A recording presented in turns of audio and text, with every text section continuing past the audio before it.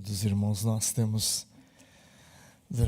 desde ano passado, tomado 3 frentes de ensino e compartilhamento das Escrituras. Um dos primeiros foi a questão da alegria cristã. Tocou-me no meu coração o fato de que, sendo calvinistas, ou reformados, ou bíblicos, ou vamos dizer até tradicionais, parece que a alegria para nós é um negócio que não casa bem. Alguém já até brincou que os reformados têm a cara muito comprida, séria. Mas não é para ser assim, e de fato não é, A gente não tem a preocupação de estar rindo toda hora, porque nem sempre riso constante é alegria verdadeira, Às vezes a pessoa está até sem muita expressão de alegria, mas está muito feliz por dentro. Então, pensamos na alegria cristã. Em Filipenses estamos trabalhando, estamos chegando ao final. Também a gente tem feito um trabalho acerca da mortificação da carne. Vocês estão lembrando, Já pregamos quase aí 6 meses aproximadamente sobre a mortificação da carne, de Romanos 5 até Romanos 8. Estamos terminando também, espero até o final do ano. Também nós, os pastores, decidimos compartilhar sobre os 12 apóstolos do Cordeiro. E a gente então está trabalhando também com esses servos do Senhor chamados para o fundamento da igreja, que são os apóstolos. Neste caso, os sermões são mais biográficos, Os outros têm tido a referência mais expositiva, uma análise versículo por versículo. Mas os que tratam dos apóstolos, nós temos preferido o sermão de caráter mais, portanto, histórico e biográfico. A gente tem vários tipos de sermões. Hoje, a preferência, parece, pelo menos no Brasil, é muito inclinada mormente na igreja presbiteriana para os sermões expositivos. E, de fato, não há coisa mais doce e gostosa, no bom sentido, realmente, do que um sermão expositivo. A gente vem na igreja para exatamente ver, ouvir, a palavra de Deus na sua exuberância. Apesar de que também, mesmo que sejam biográficos os nossos sermões, nestes casos, a gente procura estar bem próximo do seu aspecto expositivo. Abra a sua Bíblia, portanto, que hoje nós vamos trabalhar com o 5º nome da lista dos apóstolos, Filipe. Então, é esse o que nós vamos trabalhar. Evangelho de João, capítulo 1, vamos ler de 4 até ao versículo 41 a 46. Perdão. Nós vamos ler do 43 ao 46. João capítulo 1, 41 a 46. No dia imediato, resolveu Jesus partir para a Galiléia e encontrou a Filipe, a quem disse: segue-me. Ora, Filipe era de Betsaida, cidade de André e de Pedro. Filipe encontrou a Natanael e disse-lhe: achamos aquele de quem Moisés escreveu na lei e a quem se referiram os profetas, Jesus o Nazareno, filho de José. Perguntou-lhe Natanael: de Nazaré pode sair alguma coisa boa? Respondeu-lhe Filipe: vem e vê.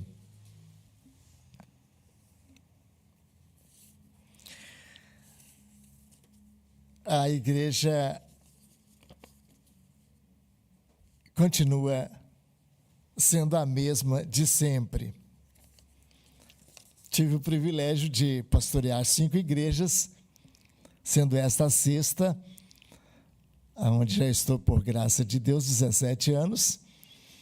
E eu ensino os meus alunos que a gente pode mudar de igreja, mas a gente só muda no aspecto de configuração ou de configurações pessoais, mas de aspecto mais ligado à personalidade, as igrejas continuam a mesma.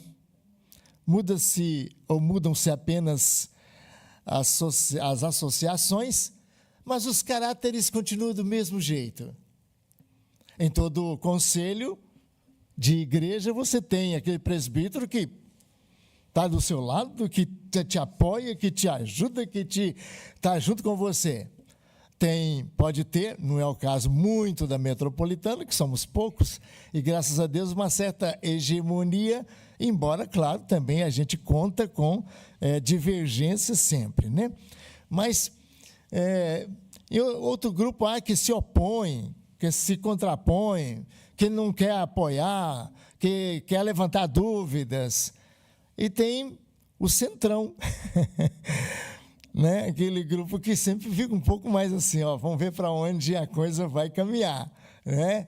E ocorre isso não só na igreja, em toda a sociedade, em toda liderança, a gente tem vários tipos de pessoas. Não era diferente no grupo apostólico, do mesmo jeito. A gente tinha aqueles que estavam ao lado de Jesus, defendiam-no, até se necessário com a espada, como Pedro, não é? E que falavam, não te deixo. Havia aqueles que ficavam em silêncio absoluto, não falavam nada. Havia aqueles que criticavam, não é? Como Judas, criticava sempre Jesus, dizia, e como socialista, aliás, perdão, né? Como um dos primeiros marxistas, ele gostava muito dos pobres, né? Mas João fala que não gostava nada. Ele falou que Jesus aí, olha, estragando isso aí, esse perfume aí, ó. Se vendesse esse perfume, dá para fazer muita coisa pelos pobres. Aí João fala que nada. Ele falava isso não é porque gostava dos pobres, nada.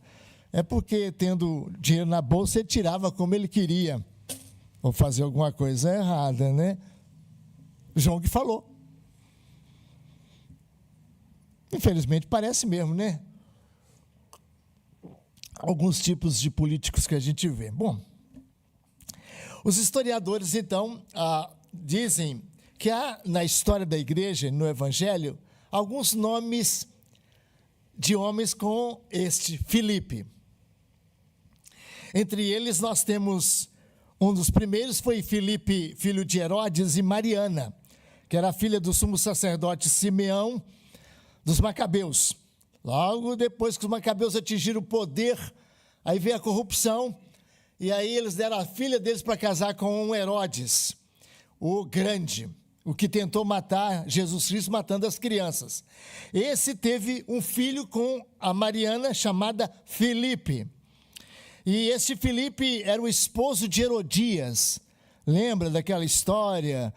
E que o filho de Herodes, o Antipas, estava em Roma e soube que o imperador ia depor o Herodes Filipe, que era irmão de Jerusalém, governava aquela tetrarquia ali.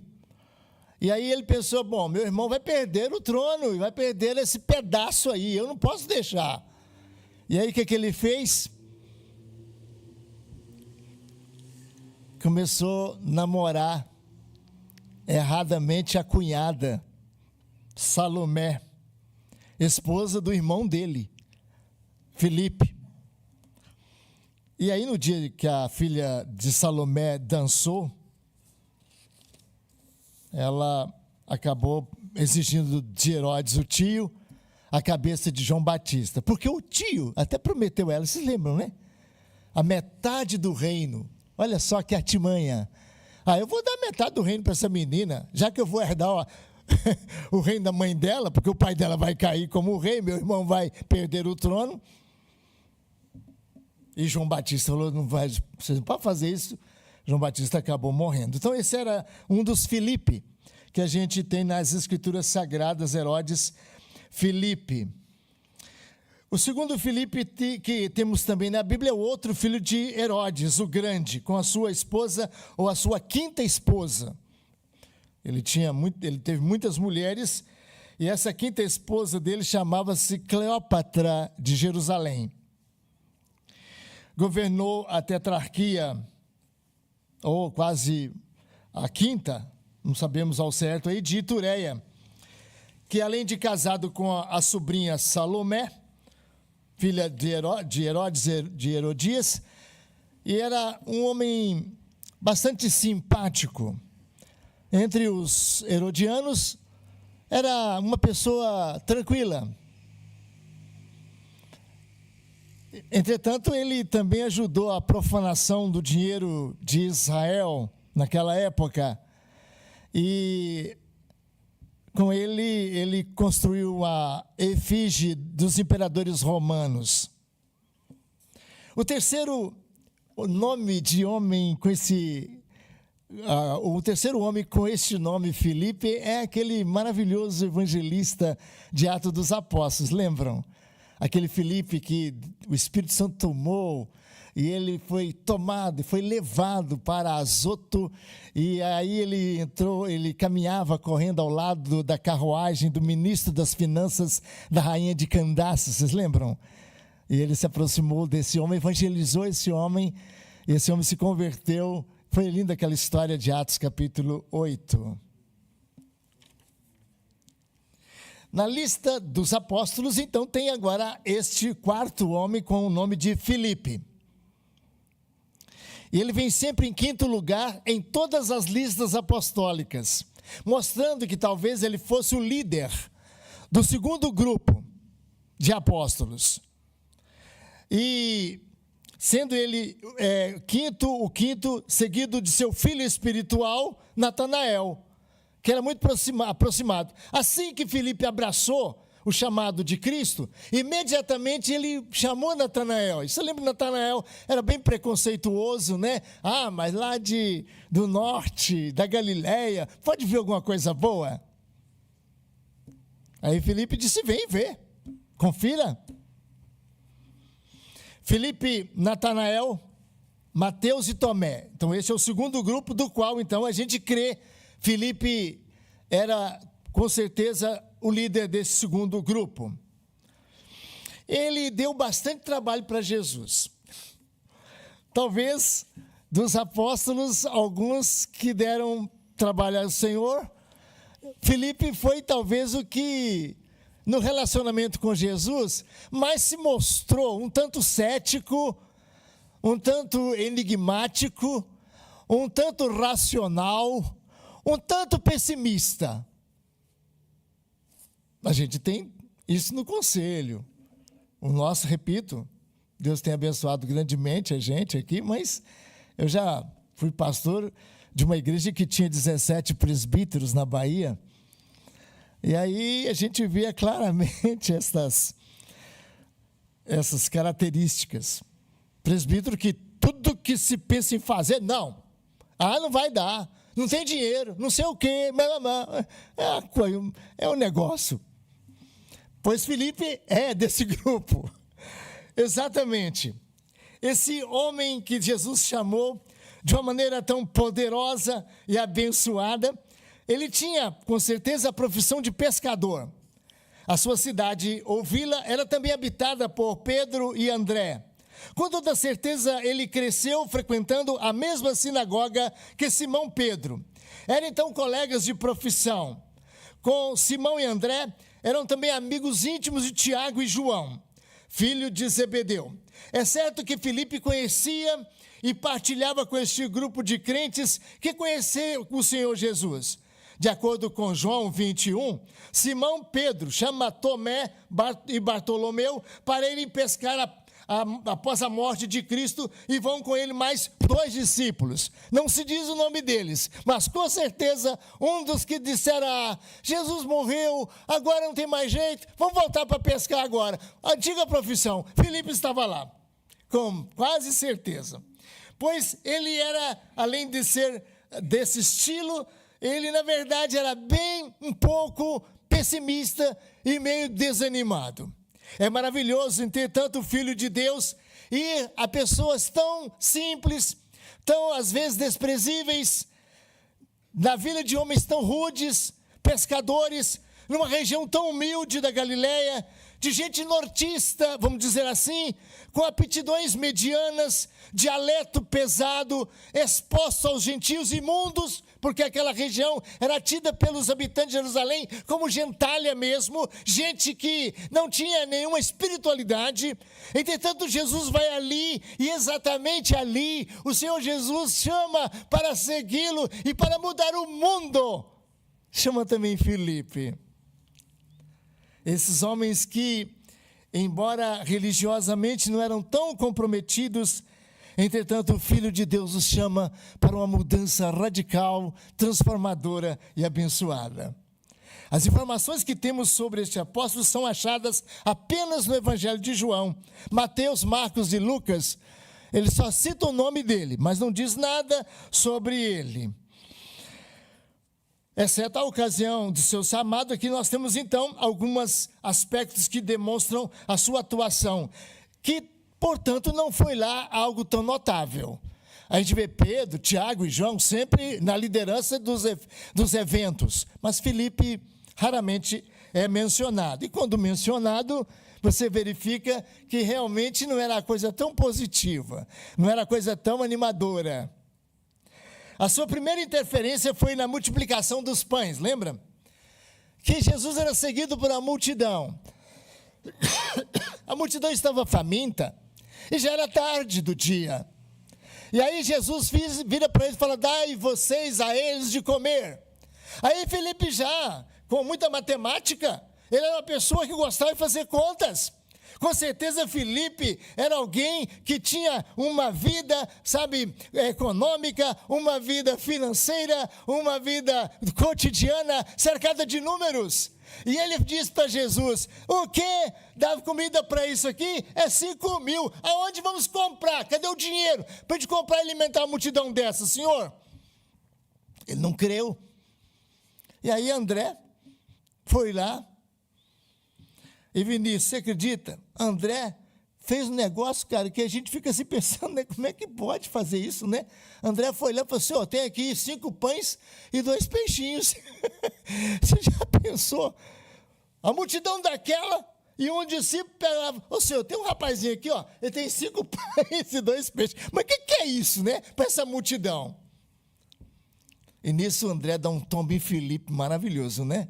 Maravilhoso. Porque fala: olha, a minha fé é tão pequena, Senhor.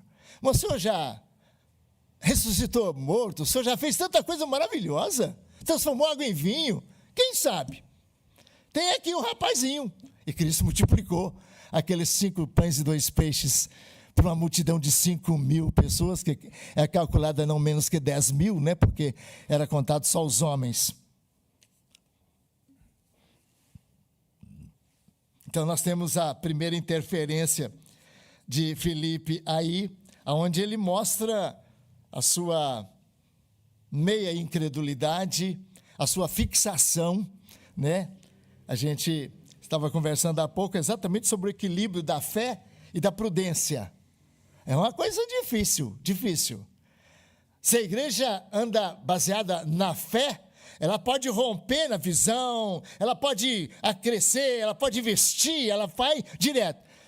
Se ela ficar só na prudência, o que também é necessário, ela pode enfraquecer-se, ela pode perder a visão e a capacidade.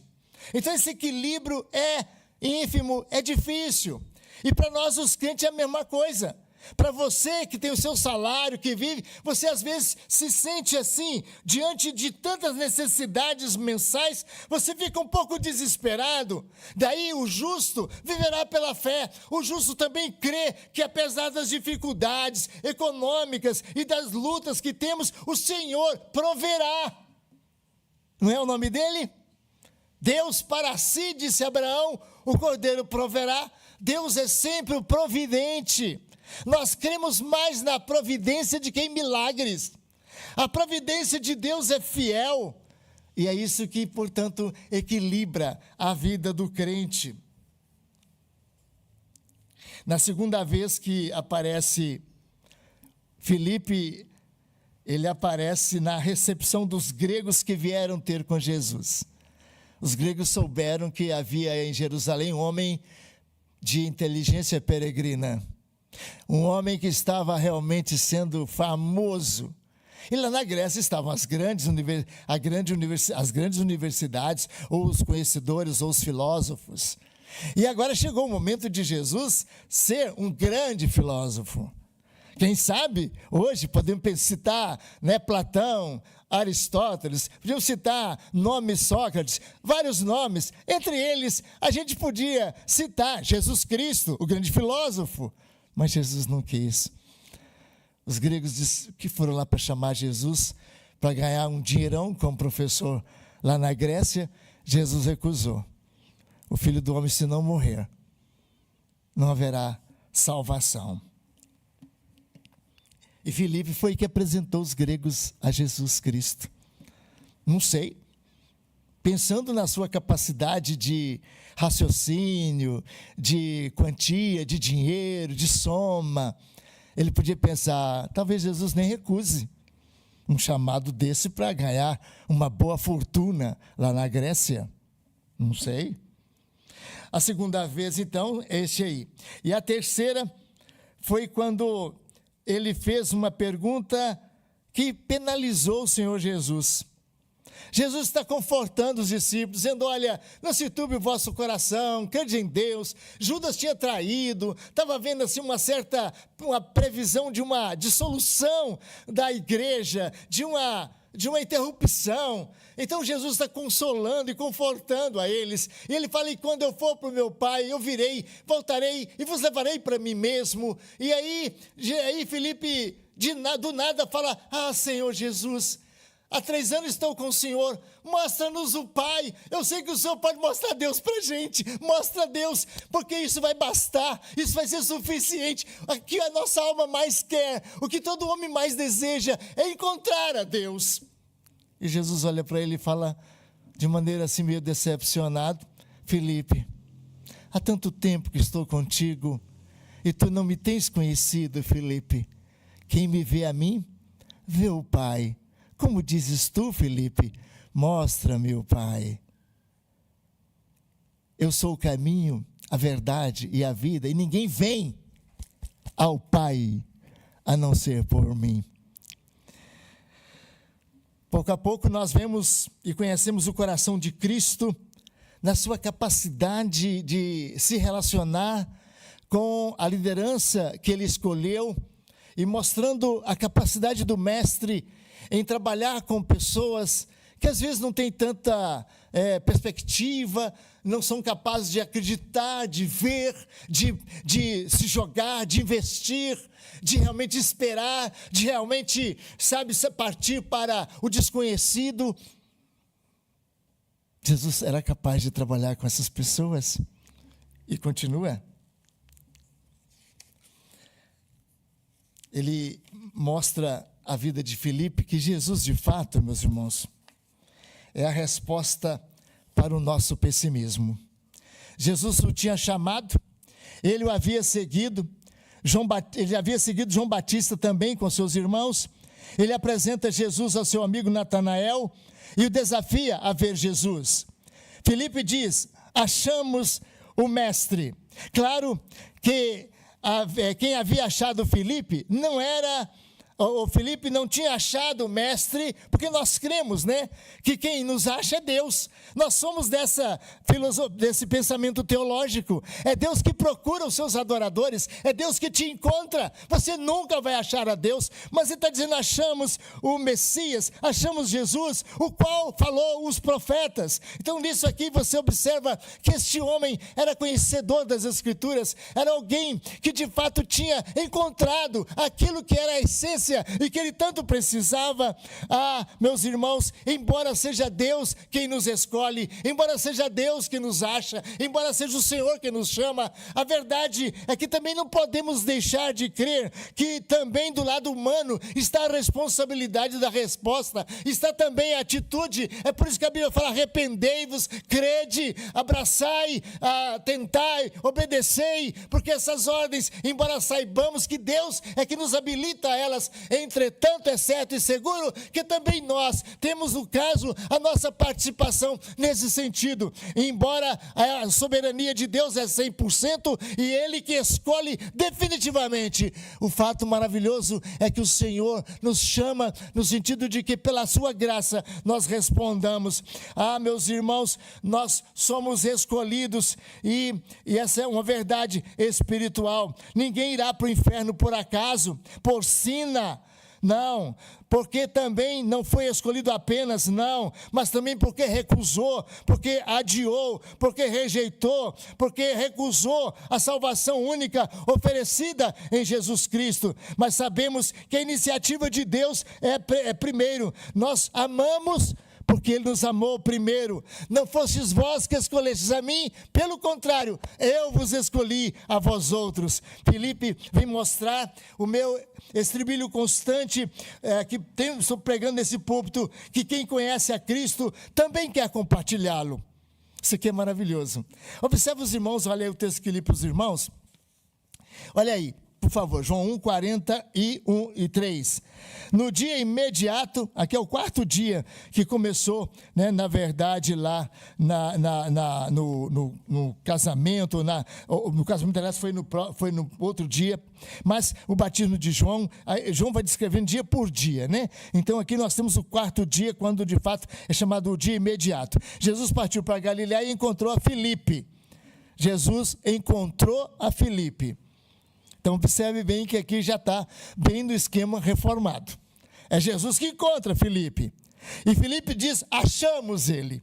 E é claro que quando ele nos encontra, automaticamente podemos dizer: nós achamos ele, porque ele nos encontrou. Aqui está a grande glória do Senhor. Então encontrou Filipe, a quem disse: segue-me. E é interessante que a tradução brasileira, ou a tradução de português, do verbo akolusen, do grego, é muito interessante aqui. Não é, na verdade, segue-me. Segue-me é uma tradução um pouco fraca para esse verbo aqui. Na verdade, é mais ou menos isso assim: agarra-me, junte-se a mim. Essa é a ideia. Não é apenas siga-me. Você não é e não deve ser um mero seguidor de Jesus. Uma pessoa que intelectualmente conhece, mas você deve estar agarrado no Filho do Homem. Você deve estar junto com Ele. Você precisa, de fato, é isso aqui. Ele está dizendo: segue-me, ou seja, agarre-se a mim, junte-se verdadeiramente, não me deixe, porque você não pode viver sem mim nada podeis fazer. Esse detalhe é muito notável, que logo em seguida observe aí, olha aí. Segue-me. E aí, de 44, fala: ora, Filipe era de Betsaida, cidade de André e de Pedro. Agora Filipe encontrou Natanael e disse: achamos aquele a quem Moisés escreveu na lei. E ele então já anuncia Jesus. Gabriel, tem muita gente que, naturalmente, eu estou até anunciando para novembro um curso de evangelismo, né? Se Deus quiser. Eu sou professor de evangelismo já há algumas décadas nos seminários presbiterianos do Brasil e ganho muito essa matéria. No meu ministério, eu acho que uma das coisas mais importantes que Deus me deu graça para realizar é o evangelismo. Mas acontece que tem muita gente que fala: pastor, eu queria fazer um curso de evangelização. Isso é ótimo, é muito bom, porque você vai conhecer a história da igreja, a Bíblia, na Evangelho de Atos dos Apóstolos. Tem muita coisa maravilhosa que nos incentiva, infla de alegria nesse trabalho. Mas eu confesso a vocês, o negócio de evangelizar não é para quem faz curso, não. Não. A gente não precisa de curso para evangelizar, minha gente. Não. A gente não precisa de fazer teologia, não sei o quê. Ai, pastor, eu tenho vontade de fazer um curso de teologia para poder evangelizar. Que isso? para evangelizar. Aqui está um modelo, um exemplo. Filipe tinha acabado de encontrar com Jesus. Jesus tinha acabado de encontrar a ele. Ele abraçou o Senhor Jesus. Imediatamente ele vai e fala para Natanael: Natanael, vem você para ver agora que nós achamos. E aqui outra palavra grega maravilhosa, porque essa palavra não tem sentido apenas de que encontrou, não, ela expressa uma emoção, uma alegria também. A palavra grega aqui expressa uma grande alegria. Olha, Natanael, sabe o que aconteceu? Nós encontramos, nós achamos o mestre. Meus irmãos, Natália, menina querida, Cida e Carlos, nosso visitante cordialíssimo, a verdade é a seguinte: a gente não evangeliza porque precisa ser evangelizado. É o que diz alguns estudiosos: quem não evangeliza precisa ser evangelizado, porque todo aquele que beber da água que eu lhe der, disse Jesus, do seu interior fluirão rios de água viva. Se não há no seu coração o desejo, a ardência, se não há no seu coração assim aquela vontade de que as pessoas ao redor se convertam, que o seu familiar, que o seu filho, seu pai, sua mãe, seu vizinho, que se essas pessoas, se você não sente vontade que essas pessoas venham conhecer a Jesus, alguma coisa está errada com você. Se você não fala de Jesus, alguma coisa está errada com você. Filipe é um grande exemplo. Ele nem bem tinha abraçado a Jesus, ele já estava chamando outros para poder seguir com ele a Jesus. O que Jesus esperava de Filipe? Mestre, conhecendo o Senhor como eu te conheço,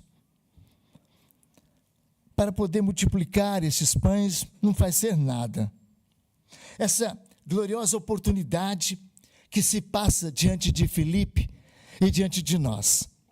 Para muitos de vocês e para muitos de nós, os problemas são problemas. Mas para os crentes, os problemas são oportunidades. Alguém me disse que parece que na língua mandarim, se não me engano, a palavra dificuldade é traduzida também por oportunidade.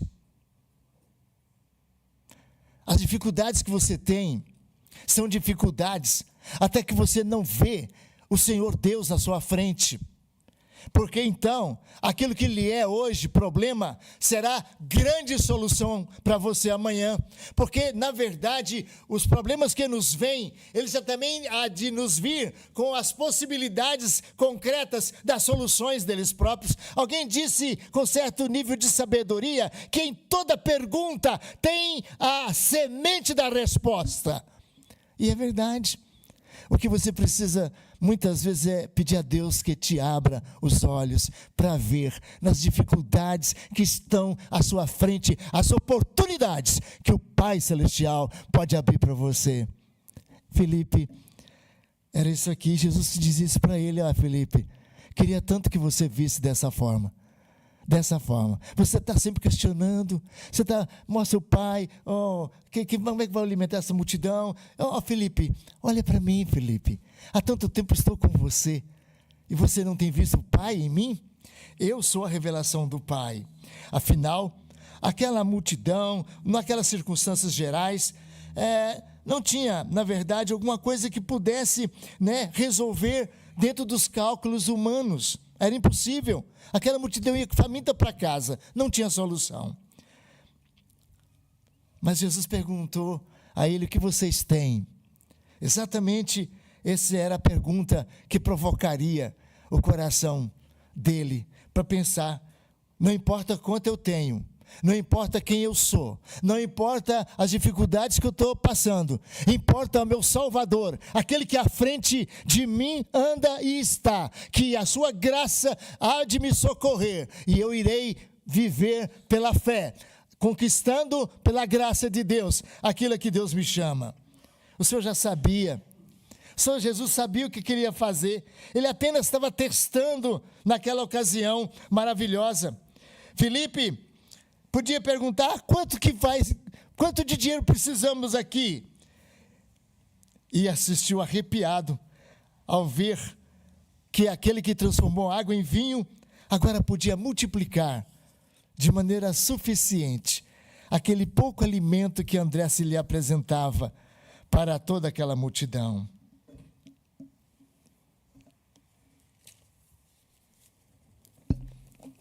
Juro que eu pensei que eu ia pregar sobre Filipe hoje, porque eu achava que sobre Filipe tinha muita pouca coisa para nós aprendermos. Mas é muito maravilhoso, não é? E se você soubesse o quanto mais que tem, domingo que vem você não deixa de vir, não. Porque você vai ver quanta maravilha a vida deste homem que Jesus chamou pode ensinar a gente. Mas eu queria que hoje ficasse no seu coração apenas duas das lições mais fortes.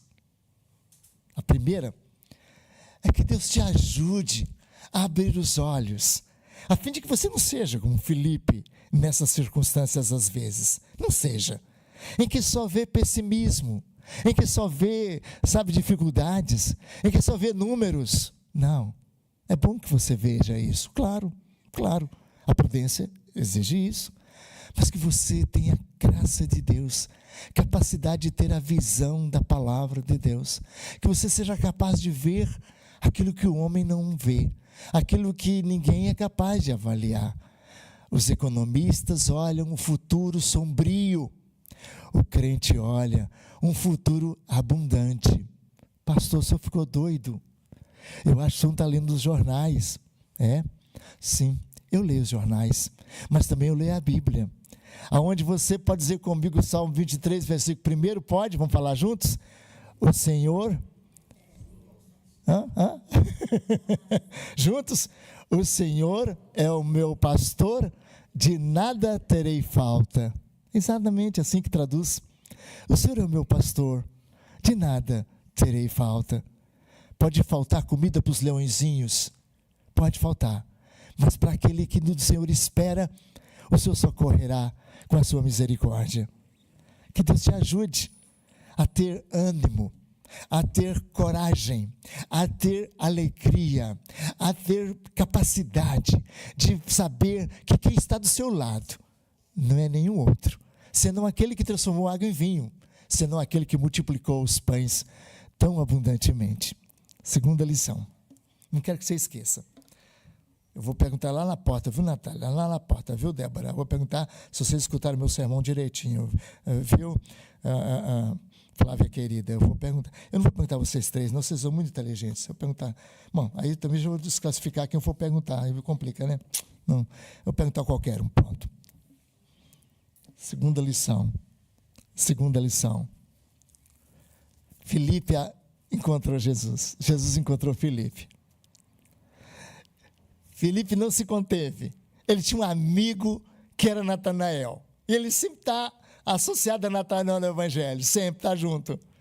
E ele tendo aquele amigo, ele falou assim: eu encontrei Jesus, eu não vou agora absolutamente deixar de contar para o meu amigo. A coisa que eu mais quero, que eu mais desejo, é na verdade compartilhar meu Salvador, é falar de Jesus para alguém. Faça isso também.